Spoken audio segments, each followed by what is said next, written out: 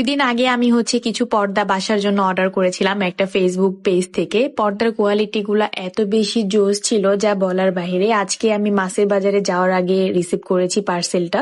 তো পর্দাগুলো অনেক বেশি কোয়ালিটি ফুল ছিল, অনেক বেশি সুন্দর ছিল। আমার বাসাটা একটা লুকটাই চেঞ্জ হয়ে গেছে, আসলে অনেক সফট আর একটা সুন্দর একটা লুক আসছে আলহামদুলিল্লাহ। তো আপনারা চাইলেও কিন্তু এই ফেসবুক থেকে সুন্দর সুন্দর পর্দা নিয়ে নিতে পারবেন। ওনাদের পেজে কিন্তু অনেক ধরনের কোয়ালিটি আছে, অনেক ধরনের সুন্দর সুন্দর পর্দা আছে। তো আর দেরি না করে আমি কিন্তু এই পেজটা উপরে মেনশন করে দিলাম, আপনারা যে কেউ চাইলে বাসার জন্য পর্দা নিয়ে নিতে পারেন এখান থেকে। যাই হোক, আমরা রেডি হয়ে জামাই বউ বের হয়ে পড়েছি মাছের বাজারে যাওয়ার উদ্দেশ্যে। তো বাহিরে এত পরিমাণ শীত ছিল যা বলার মতো না।